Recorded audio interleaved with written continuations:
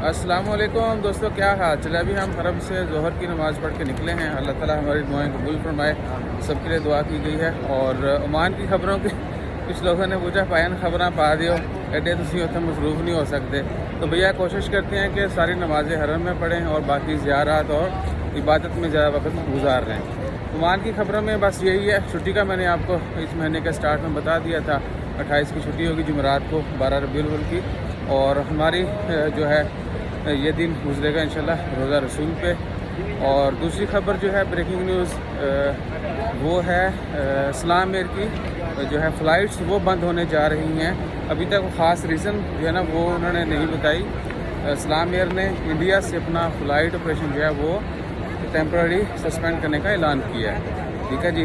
1 अक्टूबर 2023 से ऑनवर्ड जो है इस्लाम एयर की तमाम फ़्लाइट्स 4 शहरों के लिए फ़्लाइट होती थी इस्लाम एयर की इंडिया की, तो वो जो है स्टॉप कर दी जाएंगी। और बाकी कुछ बड़ी खबरें नहीं हैं। जैसे खबरें आती हैं पानी बिजली के बिलों के ऊपर बहस चल रही है।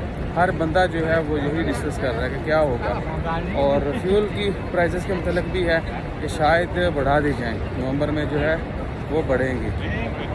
तो देखते हैं। और जब वापस आएंगे फिर जो टॉप 10 न्यूज़ होंगी इन 10-11 दिनों की वो भी आपसे शेयर करेंगे। और इधर की सारी आप वो भी शेयर करते रहेंगे। जज़ाकल्लाह, अल्लाह हाफ़िज़।